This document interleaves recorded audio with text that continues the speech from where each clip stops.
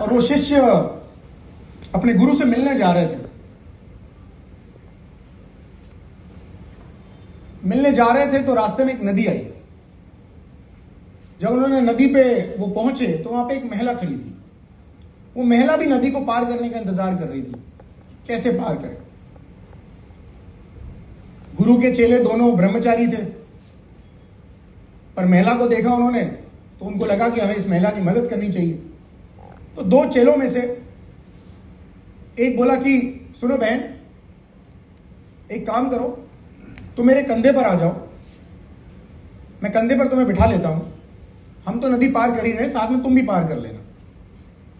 जैसे ही उसने कहा तो दूसरा चेला था, उसने उसको ऐसे देखा, है ये क्या बोल रहा है, ये क्या कर रहा है। अच्छा कोई बात नहीं, उसने कुछ कहा नहीं। उस समय उसने उस महिला को कंधे पर लिया और नदी पार कर ली। नदी पार करी और चेले ने कहा कि तुम उतर जाओ, अब तुम अपने रास्ते, मैं अपने रास्ते, क्योंकि हम तो हमारे गुरु से मिलने जा रहे हैं। उसने कहा बहुत बहुत धन्यवाद भाई, तुमने मेरी नदी पार करा दी, अब मैं जाती हूं, मुझे जहां जाना है। दोनों अपने अपने रास्ते चले गए।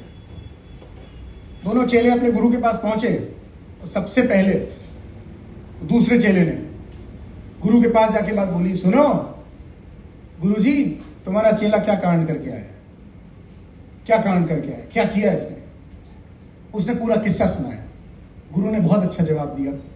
गुरु ने कहा, सुन, इसने तो इस महिला को कंधे पर बिठाकर एक छोर से दूसरे छोर पहुंचाया और उस महिला को वहीं उतार दिया, और तू अब तक उस महिला को अपने दिमाग में लेकर चल रहा है।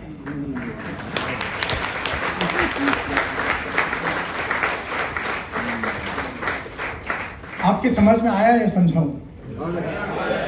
जो हो गया वो हो गया। वो अच्छा था या बुरा था उसकी व्याख्या आप कर लेना कभी फुर्सत में बैठकर, पर वो वही छूट गया है। और हम क्या कर रहे हैं लोमस जी, सॉरी मैं ये उठा तो सकता नहीं हूं, उसको लेकर अभी तक साथ में चल रहे हैं। 4 साल पहले कोई लीडर छोड़ के गया, अभी भी हम उसकी पोस्ट देखते रहते हैं, क्या कर रहे हैं फेसबुक पे, कौन सी कंपनी में गया।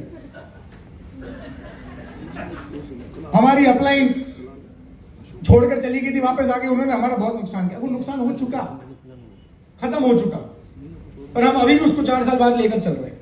हमसे उतर नहीं रहा। पता नहीं हमको क्यों मजा आ रहा है। क्यों मजा आ रहा है पता है? खुजली, आंख की खुजली, पीछे वाली खुजली, मजा आ रहा है, खुजलाते जा रहे हैं। जब वो कोई आदमी चाहिए जो रहे, कभी जब आंख खुजाते हैं तो कोई ना कोई आता है हमको टोकने के लिए, मत खुजाओ आंख खराब हो जाएगी। हमें वही आदमी चाहिए। अब वो नहीं मिलेगा तो क्या हम खुद नहीं कर सकते? हम खुद ही माइंडसेट। गुरु ने क्या किया चेले के साथ? उसने माइंडसेट ठीक किया। अरे वो किसी महिला की मदद करके आ रहा है और उसने उसको वहीं छोड़ दिया, तू अब तक लेकर चल रहा है, छोड़ इस बात को। और हम वो बैगेज कैरी करते करते करते करते इतना बड़ा हमारा बैगेज हो जाता है कि वो बैगेज ज्यादा भारी हो जाता है, हम वैसे ही बन जाते हैं। और इसीलिए किसी आउटसाइड इन्फ्लुएंस कोई हम पे काम कर देता है, कर जाता है, क्योंकि हम उस पर काम नहीं कर पाते। इन्फ्लुएंसर तभी बनते हैं, इन्फ्लुएंशियल तभी बनते हैं जब हमारा माइंडसेट सही हो और हम बहुत सारे लोगों का माइंडसेट एक सही दिशा में लेकर जा पाए। जब हमारे माइंडसेट सही नहीं होगा तो हम बहुत सारे लोगों की मदद कैसे कर पाएंगे? डायरेक्ट सेलिंग इसका एक बहुत प्राइम एग्जांपल है कि हम दूसरे व्यक्ति के पास जाकर उसका माइंड खोलकर उसके सपने जगा देते हैं, वरना आज तक तो अपने सपनों के बारे में सोच ही नहीं रहा था।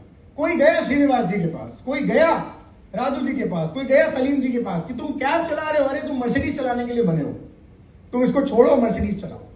तो जब हमारा माइंडसेट करप्ट होगा, हम सामने वाले का पॉजिटिव माइंडसेट कर ही नहीं सकते। जब हमारा माइंडसेट पॉजिटिव होगा, हम सामने वाले का माइंडसेट पॉजिटिव कर सकते हैं। राइट? काम कर सकते हैं। एक बार माइंडसेट पे जो डोमिनेंट थॉट है उसको पकड़ ले। वो एक बार स्लाइड अगर आपके पास रेडी हो, जो मैंने बोला था,